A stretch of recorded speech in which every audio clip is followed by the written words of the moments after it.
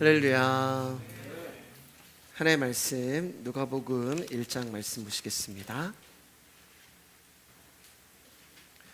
누가복음 1장 39절에서 45절까지의 말씀입니다. 누가복음 1장 39절에서 45절까지의 말씀입니다. 우리 한 목소리로 같이 누가복음 1장 39절에서 45절까지의 말씀 합독하도록 하겠습니다. 이때 마리아가 일어나 빨리 산골로 가서 유대 한 동네에 이르러 사가랴의 집에 들어가 엘리사벳에게 문안하니 엘리사벳이 마리아가 문안함을 들으매 아이가 복중에 뛰노는지라. 엘리사벳이 성령의 충만함을 받아 큰 소리를 불러 이르되 여자 중에 내가 복이 있으며 내 태중의 아이도 복이 있도다. 내 주의 어머니가 내게 나아오니 이 어찌된 일인가. 보라, 내 문안하는 소리가 내 귀에 들릴 때에 아이가 내 복중에서 기쁨으로 뛰놀았도다. 주께서 하신 말씀이 반드시 이루어지리라고 믿은 그 여자에게 복이 있도다. 아멘. 마태, 마가, 누가, 요한복음을 말씀의 제목 먼저 읽어보겠습니다. 시작. 말씀을 믿는 것이 복이 있는 자가 아니라 말씀을 받은 자가 복이 있는 자입니다. 죄송합니다. 마테마가, 누가, 요한복음을 예수님의 행적과 그분이 하신 말씀을 기록한 책이라고 하여 복음서라고 이야기를 합니다. 그런데 이 복음서의 내용이 책마다 조금씩 달라요. 예수님의 탄생에 대한 기사는 마태복음과 누가복음에만 언급하고 있고, 마가복음이나 요한복음은 예수님의 탄생에 대한 기사가 없이 바로 예수님의 공생애가 시작이 되고 있습니다. 또 예수님의 탄생을 언급하고 있는 마가복음과 또 마태복음, 언급하고 있는 마태복음과 누가복음의 내용이 또 서로 달라요. 마태복음에서는 오늘 본문처럼 요한을 잉태한 엘리사벳과 예수님을 잉태한 마리아가 만나는 장면이 없어요. 그리고 누가복음에서는 보라, 내가 잉태하여 아들을 낳으리니 그 이름을 예수라 하라라고 하는 이 말씀을 마리아에게 전해 주었는데, 마태복음에서는 이 말씀을 요셉이 받고 있습니다.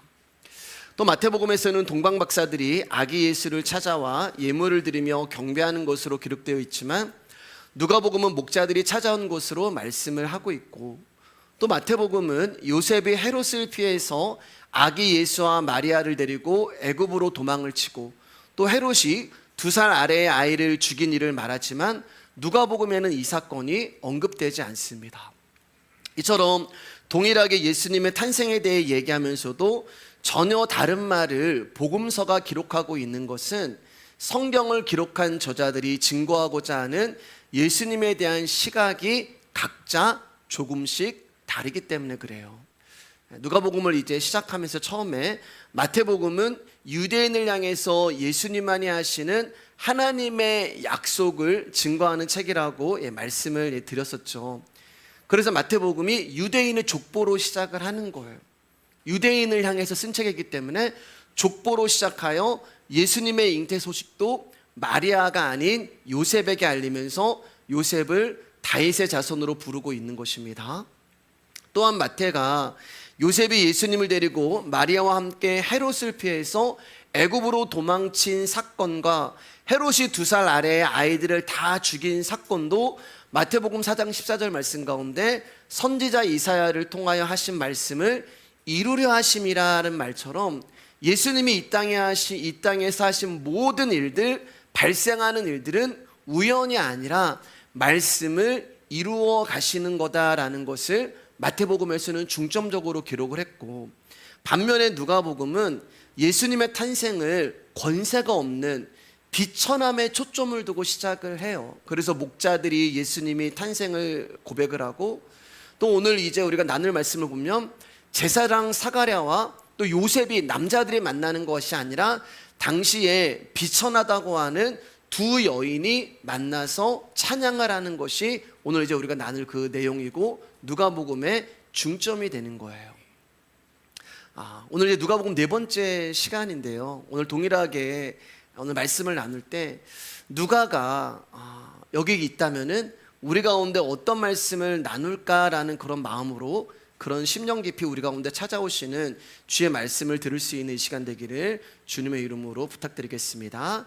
우리 옆 사람 한번 인사하겠습니다. 예수님을 아는 것이 복입니다. 자, 이제 비천한 두 여인이 만나기 시작합니다. 39절 40절 말씀입니다. 시작. 이때 마리아가 일어나 빨리 산골로 가서 유대 한 동네에 이르러 사가랴의 집에 들어가 엘리사벳에게 문안하니, 천사 가브리엘이 지난주에 이제 마리아에게 나타나서 은혜 입은 자여, 은혜 받은 자여 라고 얘기하면서 예수 그리스도의 잉태 사실을 마리아에게 알려주잖아요. 그러면서 한 가지 사실을 더 알려주는데, 너의 친척 엘리사벳도 잉태를 했다라는 소식을 알려주게 됩니다. 그 소식을 들은 마리아는 자신이 살고 있는 나사렛이라고 하는 한전 시골이에요. 변방이에요. 나사렛은요. 그 변방 시골 마을을 벗어나 유대에 있는 도시죠. 그 유대에 있는 엘리사벳의 집으로 그녀를 찾아가게 됩니다. 그런데 여러분, 마리아와 엘리사벳의 두 여인의 만남을 자세히 살펴보면 이 두 사람은 수준도 자격도 위치도 맞지 않는 사람들이었어요. 먼저 엘리사벳은 제사장 사가랴의 아내이며, 우리가 이제 말씀드렸던 것처럼 모든 계명과 규례를 흠없이 완벽하게 지킴으로 하나님 앞에 의인이라고 칭함을 받는, 사람들에게 존경을 받던 여자가 엘리사벳이었어요. 하지만 마리아는 그저 나사렛이라고 하는 시골 촌마을에서 거주하는 별 볼 일 없는 어린 처녀였습니다. 또 둘 다 잉태를 하였지만 엘리사벳은 아이가 없던 상태에서 아이를 가졌기 때문에 많은 사람들에게 축하 인사를 받게 되는 복된 일이었지만, 마리아는 축하 인사는커녕 처녀가 임신을 했다는 이유로 사람들에게 비방과 책망을 받고 돌에 맞아 죽을 수도 있는 고통스러운 상황이었어요. 이처럼 두 여인이 처한 상황과 위치를 생각해 본다면 누가 봐도 엘리사벳이 마리아보다 월등한 위치에 있다고 할 수 있습니다. 그렇기 때문에 우리의 상식대로라면은 예수님은 마리아가 아닌 엘리사벳에게 잉태되어 오시는 것이 더 맞는 거였어요. 그렇잖아요, 여러분. 이름도 없고 별 볼 일 없는, 그것도 처녀에게 오시는 것보다 하나님 앞에 의인이라 칭함을 받은 제사장 가문으로 예수님이 오시면 예수님의 출생 성분과 그 정통성이 인정되면서 예수님이 유대인이라는 증거가 유대인들 가운데, 사람들 가운데 더 설득력 있게 들릴 수 있기 때문에 그렇습니다. 그럼에도 불구하고 왜 예수님은 세상적인 조건이 완벽한 제사장 가문이 아닌 나사렛의 초라한 목수의 집안에서 태어나신 것일까요? 우리 누가복음 1장 1절입니다. 시작. 우리 중에 이루어진 사실에 대하여. 우리 중에 이루어진 사실이라는 말은 이미 성취된 일, 완성된 일이라는 뜻을 가지고 있다고 말씀을 드렸어요. 즉 하나님이 이미 오래전에 언약을 주시고 계획하시고 이루신 것을 말씀하는 거예요. 그러면 하나님이 오래전에 언약을 주시고 뜻하시고 계획하셔서 성취하신 일은 무엇을 말하는가?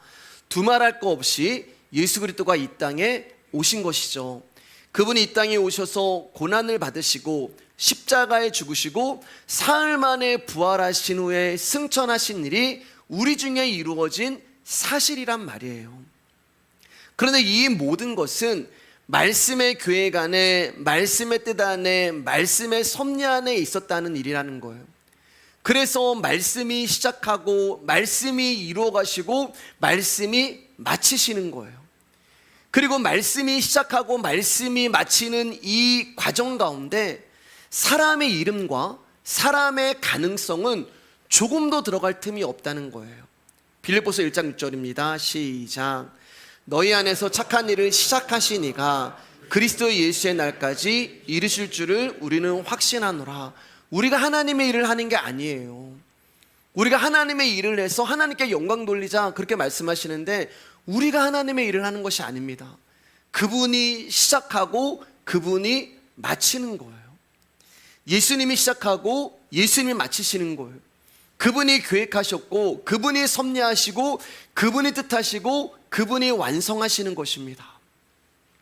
사랑하는 여러분, 우리라는 존재는요, 우리에게 조금만 가능성이 있어도 그 가능성을 하나님보다 더 큰 존재로 만들어버리는 습성이 우리에게 있어요.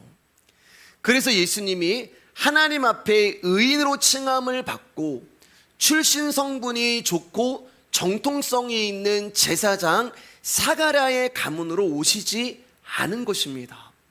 왜냐하면 사가랴와 엘리사벳은 얼마든지 자격이 있고 조건도 있고 가능성이 있기 때문이에요. 다시 말해서 하나님이 안 도와주셔도 내가 의인인데, 내가 말씀 지키고, 내가 규례 지키고, 내가 계명 지키고 흠없는 의인인데, 내가 제사장 가문인데, 내가 자격도 있고 조건도 있고 얼마든지 가능성이 있기 때문에 하나님이 안 도와주셔도 얼마든지 나의 힘으로 하나님의 일을 이룰 수 있다고 생각할 수 있는 사람들이 제사장 사가랴와 엘리사벳이란 말입니다. 이처럼 복음은 우리의 가능성을 보시고 임하시는 게 아니에요. 복음은 우리의 조건을 보시지 않습니다. 복음은 우리의 자격을 보시지 않아요. 복음은 우리의 어떠함도 보지 않으세요.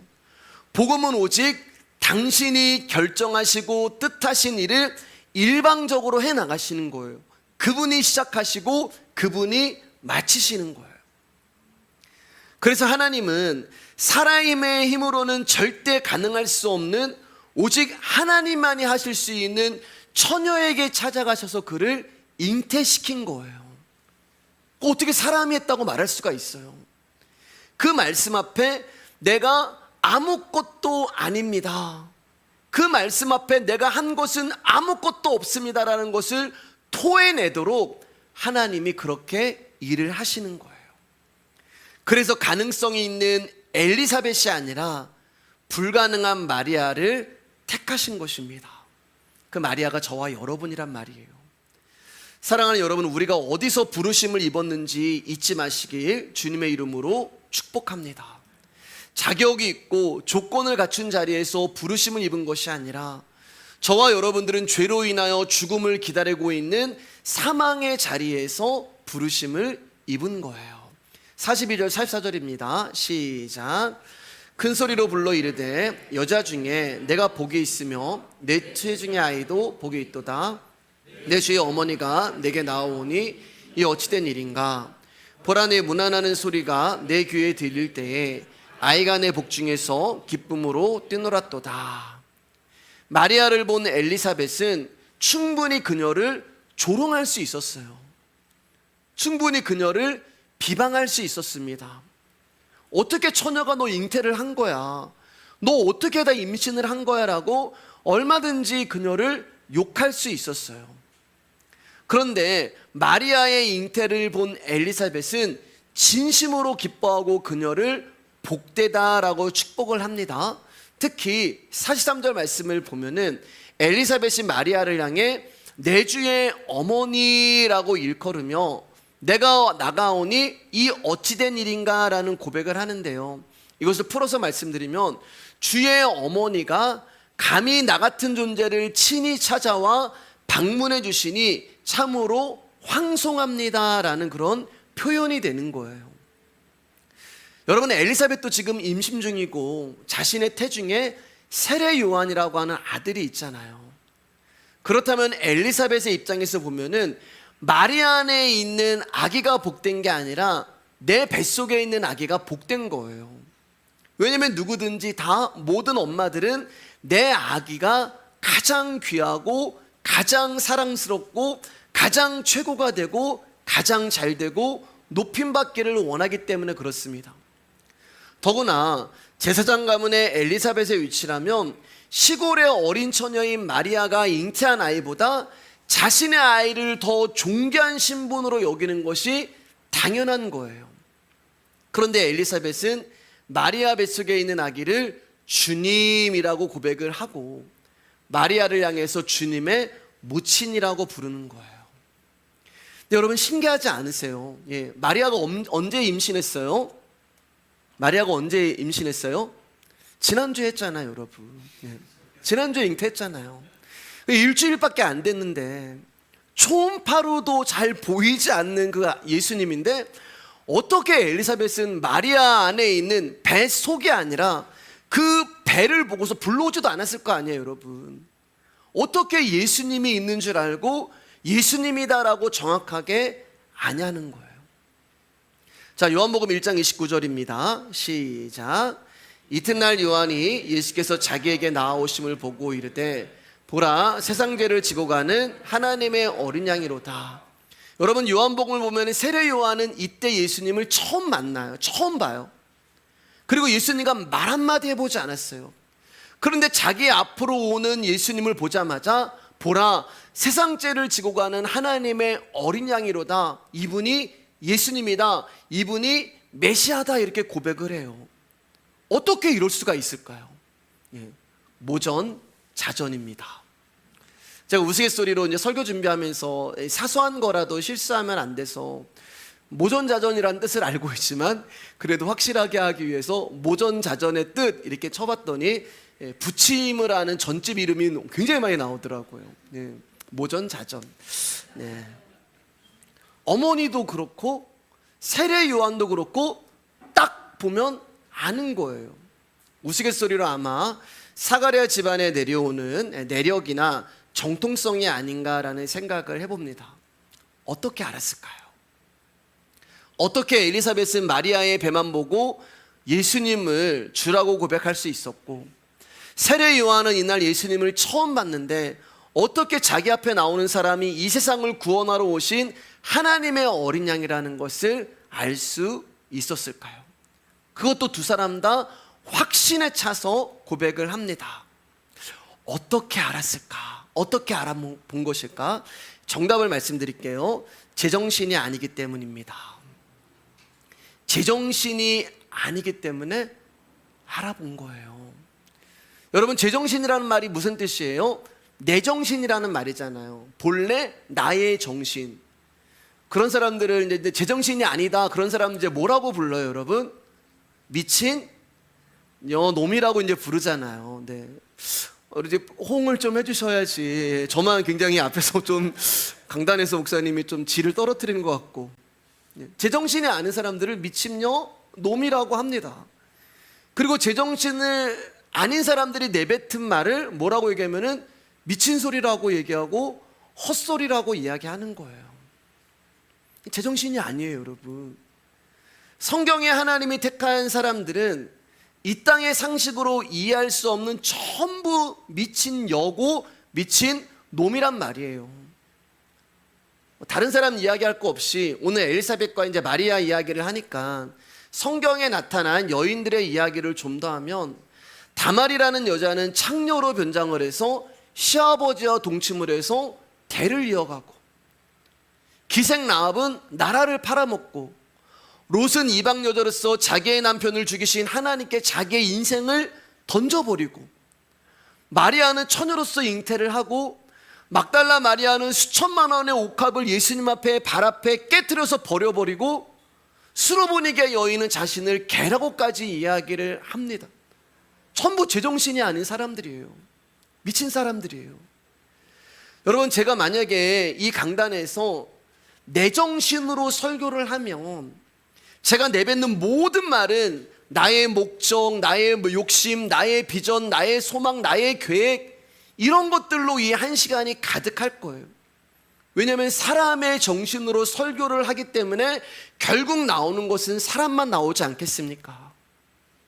근데 제 안으로 예수 그리스도의 영이 찾아오시고 그분의 언약이 제 마음에 담기시고 그분 안으로 충분하게 되면은 제 정신이 아니라 그분의 정신이 나오는 거예요. 나의 의견은 줄어들고 중단되고 제 입에서 예수님의 마음이 나오고 예수님의 생각이 나오고 예수님의 약속이 나오고 예수님의 언약이 터져 나오는 거예요.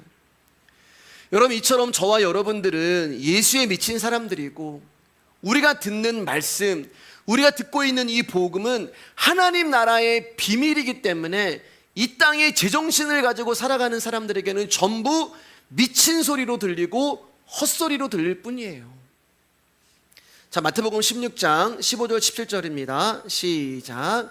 이르시되 너희는 나를 누구라 하느냐? 시몬 베드로가 대답하여 이르되 주는 그리스도요 살아계신 하나님의 아들이시니이다.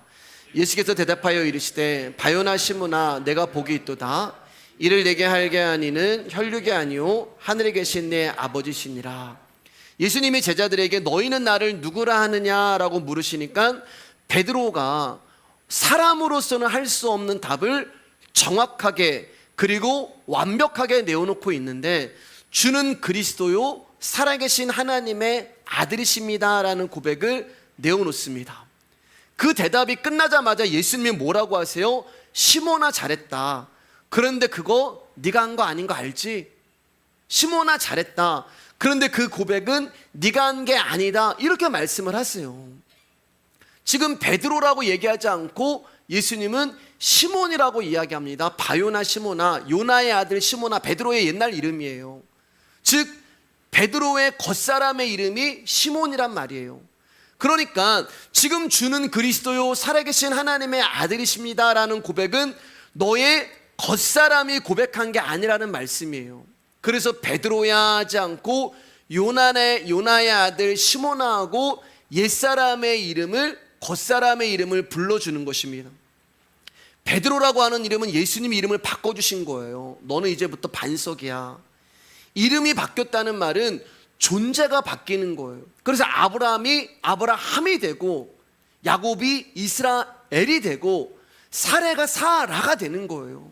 그 가운데 뭐가 있어요? 예수 그리스도의 십자가가 있단 말입니다. 예수님을 만나고 우리가 바뀌는 거예요. 이름이 바뀌었다는 말은 우리의 존재가 바뀌었다는 말입니다. 그런데 지금 베드로를 향해서 예수님이 다시 옛날 이름을 불러주고 계시는 거예요. 왜요? 사람으로서는 절대 예수님이 하나님의 아들이라는 것을 알 수 없기 때문에 그래요. 그래서 이것을 너에게 알게 하시니는 사람인 네가 아니라 하늘에 계신 내 아버지다라고 말씀을 합니다. 그러니까 하나님이 스스로 당신을 계시해 주시는 사람만 예수 그리스도가 누구인지를 알 수 있다는 거예요. 베드로가 이 엄청난 고백을 할 수 있는 이유는 베드로가 믿음이 좋아서 신앙이 있어서 그런 고백을 하는 게 아니라 하늘에 계신 아버지가 베드로 안으로 들어오셔서 찾아오셔서 당신이 직접 베드로의 입술을 열어서 이 고백을 하신다는 거예요. 그래서 혈육이 아니라 육적인 일이 아니라고 말씀을 드리는 거예요. 영적인 일이다. 예수님의 일하심의 결과로 베드로 안에 하나님 나라가 임하는 거예요. 그래서 그것을 복이라고 말씀합니다. 자, 17절 말씀 읽어볼게요. 시작. 예수께서 대답하여 이르시되 바요나 시몬아 내가 복이 있도다. 이를 내게 알게 하니는 혈육이 아니요 하늘에 계신 내 아버지시니라. 여러분, 예수님이 뭘 복이라고 이야기하세요? 예수님이 말씀하시는 복이 있단 말이에요. 뭐라고 복을 말하라고 말씀하시냐면은 살아계신 하나님의 아들이라는 것을 아는 것. 예수님이, 그러니까 예수 그리스도를 아는 것이 복이란 말이에요. 아멘. 예수님을 알아가는 게 복이에요. 예수님이 말씀하신 복이 이거란 말입니다. 예수님을 알아가는 게 복이야. 그런데 왜 전부 예수님이 복이라고 한 번도 말씀하신 적이 없는 엉뚱한 복을 예수님의 이름을 부르시면서 구하시냔 말이에요. 사랑하는 여러분, 예수님을 아는 것이 복이고 예수님을 알아가는 것이 복입니다. 그리고 그분이 누구인지 알려주는 이 자리가 복된 자리고 여러분은 지금 하늘의 복을 받고 있는 거예요. 아멘. 이 복은 육신의 이득이나 영광과 상관이 없는 복입니다. 세상이 전혀 생각하지도 기대하지도 않는 복이에요. 그런데 이 복이 지금 저와 여러분에게 임하는 거예요. 우리의 혈과 육으로부터 온 것이 아닙니다. 우리의 열심, 우리의 능력, 우리의 지식, 우리의 어떠함으로 오는 것이 아닙니다. 이 복은 오직 하늘에 계신 아버지가 주셔야지만 알 수 있고 이 복을 소유하고 가질 수 있게 된다는 거예요. 그래서 본문에서도 엘리사벳이 또 마리아가 이 복을 고백하는 거예요. 45절에서 48절입니다. 시작. 주께서 하신 말씀이 반드시 이루어지리라고 믿은 그 여자에게 복이 있도다. 마리아가 이르되 내 영혼이 주를 찬양하며 내 마음이 하나님 내 구주를 기뻐하였음은 그의 여종의 비천함을 돌보셨음이나 보라 이제후로는 만세의 날을 복이 있다 일컬이로다. 어떻게 엘리사벳이 마리아 안에 있는 그 예수 그리스도를 알아봤어요? 이 복을 받았기 때문에 그래요. 어떻게 세례 요한이 예수님을 하나님의 어린 양으로 알아봤어요? 이 복을 받았기 때문에 그래요. 마리아가 자신을 복이 있다고 고백을 합니다.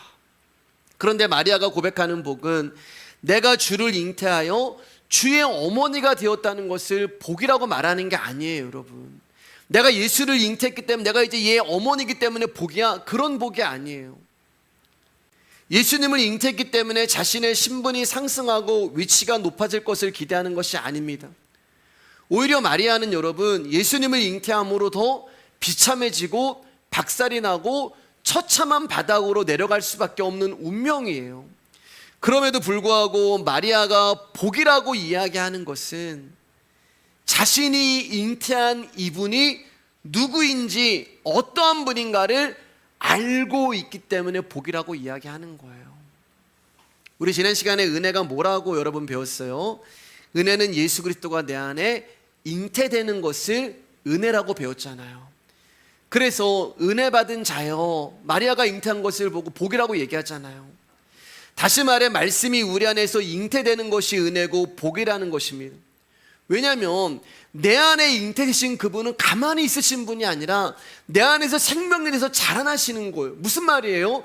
끊임없이 당신이 누구인가를 내 안에서 알려주시고 가르쳐 주시는 거란 말입니다. 그게 복이에요. 그러면서 점점 우리는 그분과 가까워지고 하나가 되는 것입니다. 이게 마리아가 말하는 복이에요. 그래서 45절 말씀을 보면은 주께서 하신 말씀이 반드시 이루어지리라고 믿은 이것이 복이다라고 말씀하고 있는 것입니다. 자, 한번 따라해 보세요. 믿음은 하나님이 친히 내 영혼 안에 당신의 말씀을 집어넣어 주셔서 당신의 뜻을 이루시는 것이 믿음입니다. 당신의 뜻을 이루시는 것이 믿음입니다. 우리의 귀로 어떤 메시지가 들어올 때 어떤 분들은 자신의 의지를 발동해서 믿습니다 이러잖아요. 아멘 아멘 막 이렇게 두 번 아멘도 하시잖아요. 여러분, 말씀대로 이루어지기를 소망합니다 막 확신에 차서 고백을 하잖아요. 그런데 여러분, 그런 것은 믿음이 아니에요. 그것은 자기 의지고 자기 확신이고 그것이 이루어지기를 원하는 소망이고 신념일 뿐이고 그것은 믿음이 아니에요. 자기 확신이 강하신 분들이 계세요, 여러분. 반면에 소심한 분들도 계세요. 담대한 분들도 계시지만 그렇지 못한 분들도 계세요. 자기 긍정이 강하신 분들도 있지만 자존감이 약하신 분들도 있어요. 그러면 자기 확신이 강하고 자기 긍정이 기질이 강하신 분들은 믿음이 있는 분이냐? 그렇지 않다는 거예요. 우리는 숫기도 없고 아멘도 못 하시는 분도 있어요. 할렐루야도 못 하시는 분도 있어요. 그럼 그분들은 믿음이 없다는 분이냐? 그렇지 않다는 말입니다. 요한복음 4장을 보면 이제 하반부를 보면은 왕의 신하 이야기가 나와요. 왕의 신하에게 아들이 있었는데 죽을 병에 걸립니다. 그래서 이 아버지가 아들의 문제를 가지고 예수님께 나와요. 그리고 예수님을 만나서 지금 내 아들이 죽게 되었으니 내 아들 좀 고쳐주세요 라고 부탁을 합니다. 그때 예수님이 아버지에게 이렇게 대답을 했어요. 요한복음 4장 50절입니다. 시작. 예수께서 이르시되 가라 내 아들이 살아있다 하시니 그 사람이 예수께서 하신 말씀을 믿고 가더니, 이제 말씀 집중해서 들어주셔야 돼요.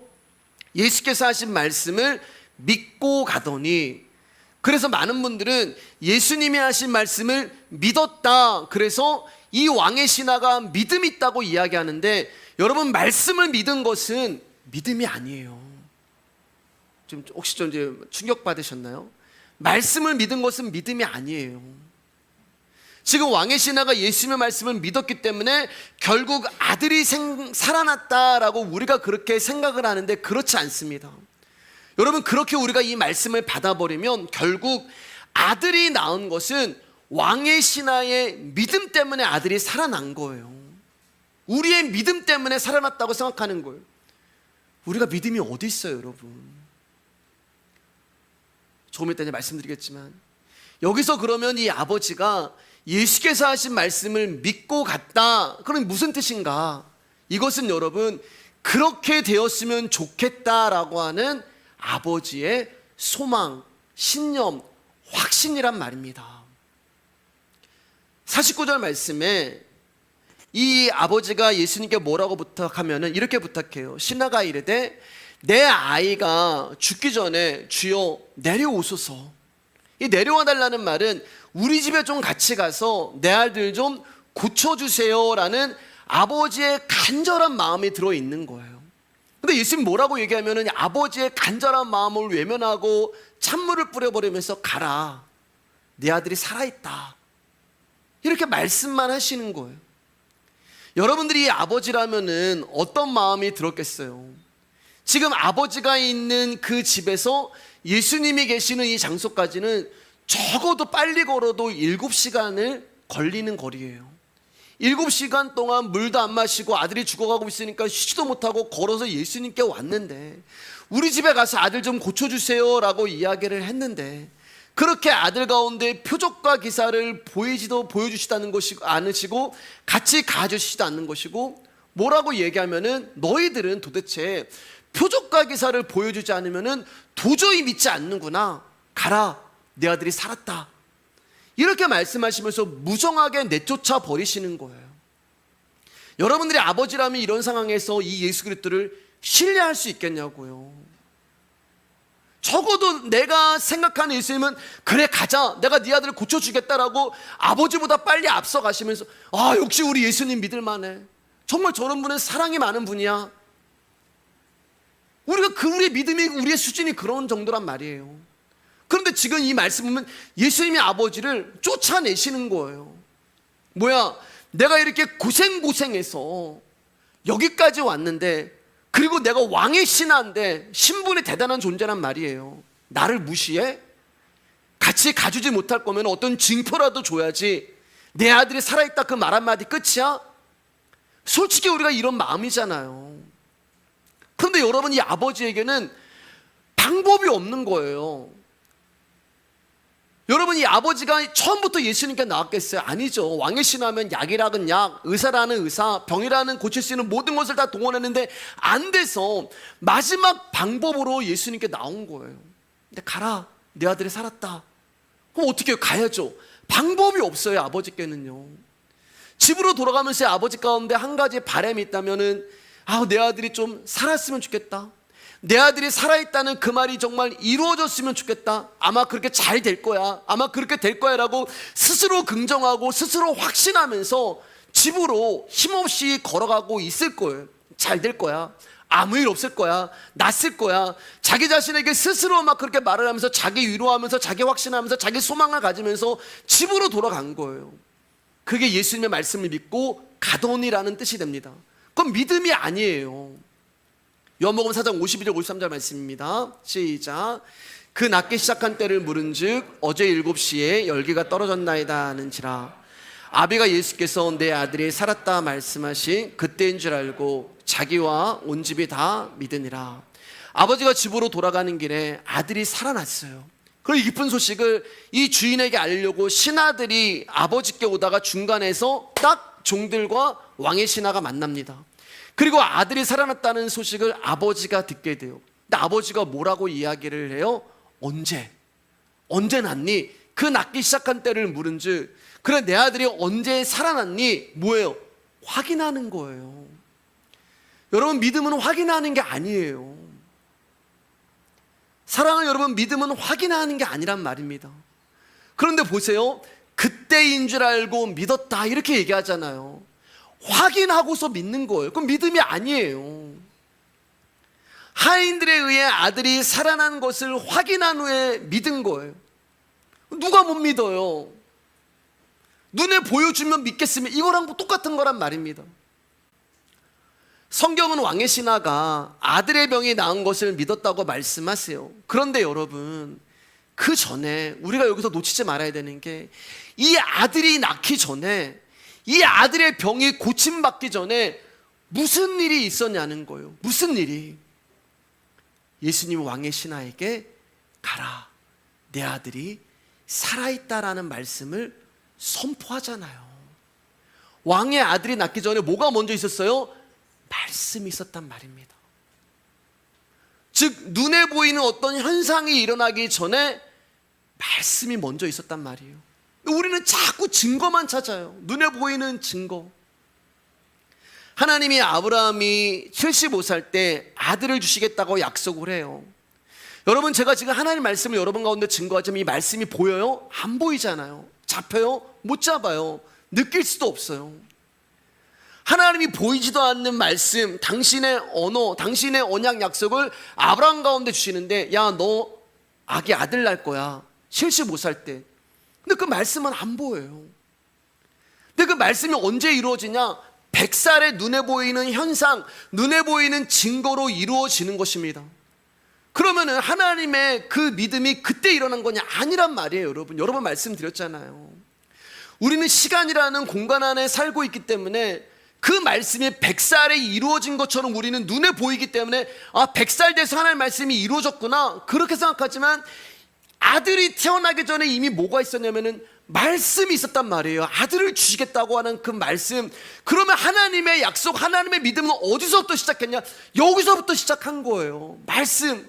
태초에 하나님이 천지를 창조하시느라 시작하신 분도 예수님이고 마치시는 분도 예수님이란 말입니다. 그러니까 왕의 신하의 아들이 나온 것을 보고 믿는 것은 믿음이 아니라, 믿음은 무엇이냐? 가라, 내 아들이 낳았다라고 하는 그 말씀이 떨어지는 그 순간이 믿음이란 말이에요. 우리가 믿습니다 이런 거 안 해도, 그대로 되어질 줄 믿습니다 이런 소망 갖지 않아도, 아멘 아멘 하고 억지로 의지를 발동해서 큰 소리로 이루어질 줄 믿습니다 이렇게 하지 않아도, 하나님의 말씀이 우리 가운데 떨어지면 그 순간 그분의 말씀이 일을 하시는 것입니다. 아멘. 그 말씀이 이루시는 거예요. 그러니까 우리의 조건, 우리의 자격, 우리의 신분, 우리의 어떠함이 아니란 말입니다. 믿음은 여러분들이 오래 신앙생활 했다고 해서 믿음이 많은 것도 아니고, 내가 오랜 시간 기도해서 믿음이 나타나는 것도 아니에요. 그럼 믿음은 뭐냐? 믿음이 뭐예요 여러분? 이 왕의 신하가 뭘 했어요? 예수님 앞에 나와서 뭘 했어요? 말씀 들었잖아요. 왕의 신하가 한 게 뭐가 있어요? 말씀 들은 게 전부란 말입니다. 그 말씀이 일을 하시는 거예요. 여러분은 크게 확신하지 않아도 됩니다. 소심하셔도 돼요. 나는 그 말씀이 왜 안 믿어지지? 그래도 돼요. 나의 어떠함과 상관없이 믿음이 시작하시고 믿음이 이루시고 믿음이 마치시고, 말씀이 시작하시고 말씀이 이루시고 말씀을 마치신다는 것입니다. 여러분, 만약 지난주에 하나님이 마리아를 찾아가셔서 너 임신했다 그렇게 말씀하셨잖아요. 그 하나님으로부터 수태고지를 받았을 때 마리아가 안 돼요, 하나님 절대 그런 일이 일어나면 안 됩니다, 저는 받아들일 수 없으니까 다른 처녀 제가 주소 적어드릴 테니까 저보다 좀 괜찮은 여자 있거든, 그 여자한테 가세요 라고 마리아가 하나님 말씀을 거부했다면, 하나님이 어떻게 그래도 안 될까? 야, 안 되겠지? 야, 그래 미안하다 야, 그러면서 하나님이 하시는 일을 포기하시고 취소하셨겠냐고요.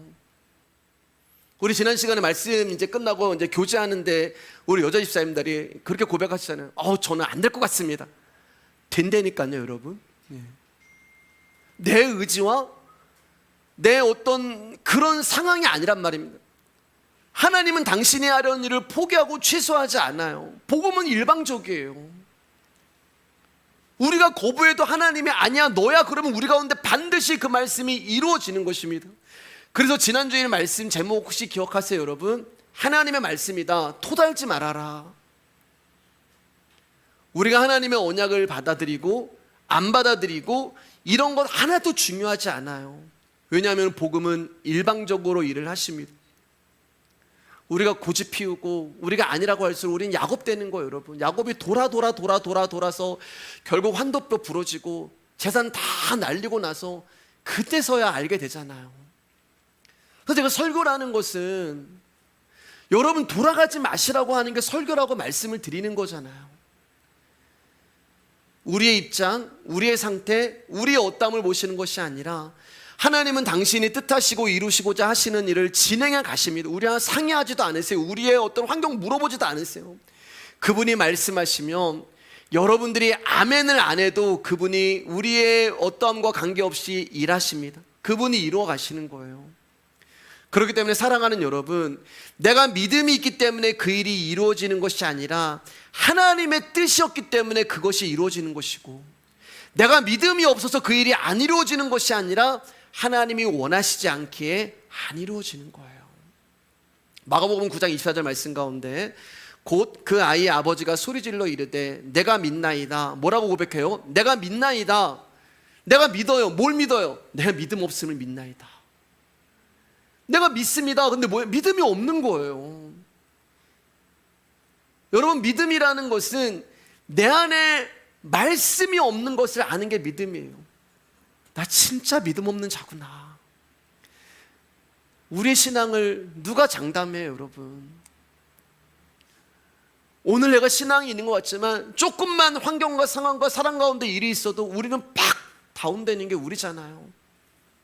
어떻게 내 신앙을 확신하고 내 믿음을 자랑할 수가 있겠어요? 믿음이라는 것은 믿음 없는 것을 아는 게 믿음이에요. 내 안에 진짜 말씀이 없구나. 내 안에 진짜 예수가 없구나. 내 안에 진짜 믿음이 없구나. 그래서 나를 좀 도와주세요. 예수님 나를 불쌍히 여겨주세요. 예수님 나를 긍휼히 여겨주세요. 어떤 분들은 눈에 보이는 증거를 보여주면 믿겠다고 합니다. 그거 안 믿을 사람 누가 있겠어요? 그렇기 때문에 무엇을 봄으로 무엇을 확인함으로 믿는 것은 믿음이 아니란 말입니다. 그래서 믿음은 보이지 않는 말씀으로 오는 거예요, 여러분. 보이지 않는 말씀인데 믿어지는 게 진짜 기적이란 말입니다. 그래서 하나님의 말씀이 여러분 우리 가운데 지금 들려지고 이 말씀이 믿어지는 것 자체가 복이란 말이에요. 그러니까 하나님의 말씀이 우리 안에 거하시면 보이는 겁니다. 그 말씀이 내 안에서 나의 영적인 눈을 뜨게 하셔서 보이지 않는 하나님 나라를 보게 하시고 알게 하시는 거예요. 믿으면 보이고 보이면 안다는 것입니다. 그러니까 우리가 하나님을 본다는 것은 그분을 안다는 의미가 되는 거예요. 그리고 그분을 안다는 것은 그분이 내 안에 잉태하에 계시고 그분이 나와 함께 하신다는 것을 믿는 것입니다. 그래서 철저히 믿음은 하나님의 일이고 하나님의 은혜예요. 그렇기 때문에 한 번만 더 따라하세요. 오늘 말씀의 제목입니다. 말씀을 믿는 자가 복이 있는 것이 아니라 말씀을 받은 자가 복이 있는 것입니다. 그래서 마리아가 복이 있는 여자가 되는 거예요. 자, 이제 말씀 마칠게요, 여러분. 그럼 마리아가 누구예요? 말씀을 받은 자가 누구예요, 여러분? 지금 우리잖아요. 우리가 복된 사람입니다. 사랑하는 여러분, 너무 잘 믿으려고 애쓰지 마세요. 너무 잘하려고도 노력하지 마시고, 그래서 목사로서 여러분 가운데 한 가지 부탁드리고 싶은 것은 너무 잘하려고 애쓰지도 마시고 너무 잘 믿으려고 노력하지도 마시고 그저 말씀이 떨어지는 이 시간과 이 자리를 귀하게 여겨주셔서 묵묵히 그리고 단단하게 여러분 이 자리를 지켜주시는 것이 여러분에게 진짜 복이 되는 것입니다. 그러면 됩니다. 우리 같이 찬양하도록 하겠습니다.